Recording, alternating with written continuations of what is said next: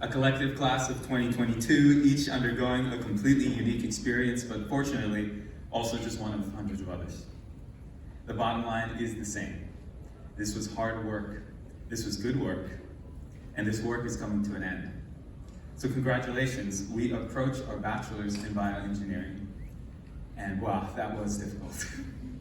Hours poured into learning content, of determining equilibrium potentials and finding moments of inertia, of delicately learning the difference between type 1 and type 2 errors in hypothesis testing, using the shell method for one-dimensional fluid transport, solving circuits with the mesh current or node voltage method, or modeling the dynamics of a receptor ligand system. Sorry if that was triggering, and so much more. Hours poured into projects, in starting with absolutely nothing and coming out on the other side with something, of scrolling to find that one paper that could support you, of pouring into cornerstone and capstone projects where we both learned the grating nature of a team that just for whatever reason doesn't work, and the absolute joys of a team that does. Shout out to Eurythmia capstone team, you guys are the best.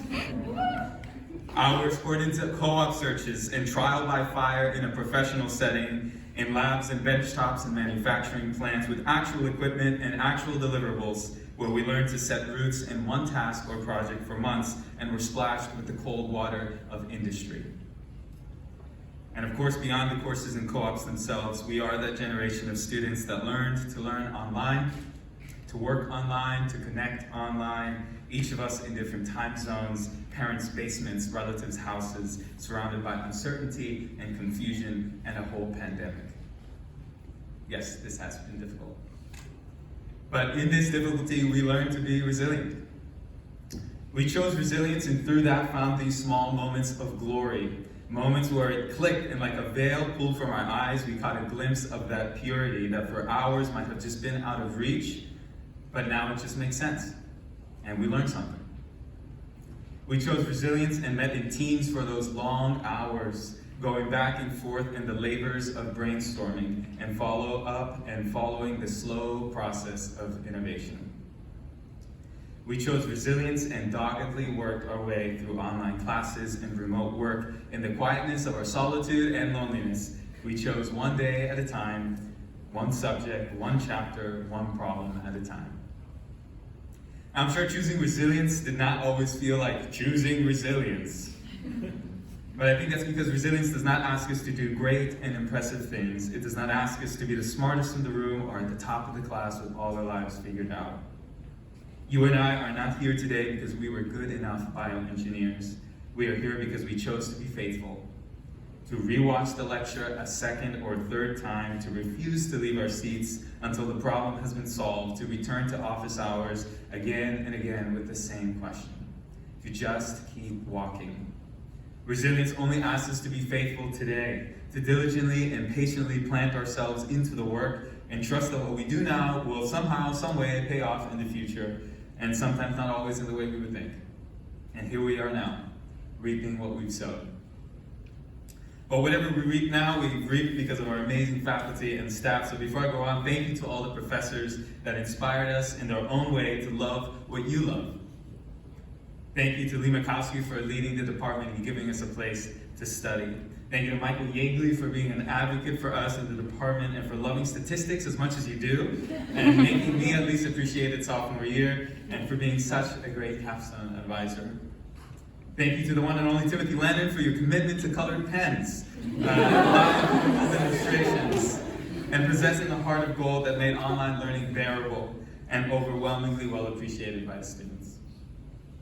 Thank you to our advisors who counseled us when we didn't know where to go or what classes to take. To Eve Young, thank you for walking me through everything and making sure I graduate.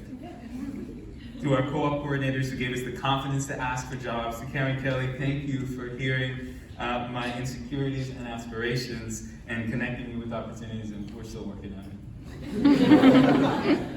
And thank you to everyone that is associated with Esther Cohen and the hundreds of emails that we've received over the past few years. I'm glad I got to actually see your face for the first time. And thank you to my God who has sustained me and been my hope through these times. And in moments of panic right before a test, I'm sure has comforted us all as well. I know that the obstacles we faced earning this degree in our undergraduate years will, in 10 to 15 years, pale to those challenges we will soon encounter. And this entire speech risks over-dramatization. But I don't care. I want to give the past 4 to 5 years of molding, of stretching, of hammering out our ways of thinking and our character, all that dramatization that comes from it, because this will last. We are tasting victory. We're tasting the end of a race that for so long has been part of our lives and geared us for, and that in hindsight will seem like such a tiny blip. And now we're at what may feel like a precipice, but I've learned that there really is no future that we need to worry about, because we're really all always living in just an eternal present in one place and at one time, where we can always just choose to hold on in resilience, and as my roommate says, trust the process. So congrats everyone, we stuck it out, we persevered, we took it a day at a time, and with that now built into all of us, we are ready to walk into the world and continue cultivating good, meaningful work in those small circles that we will encounter.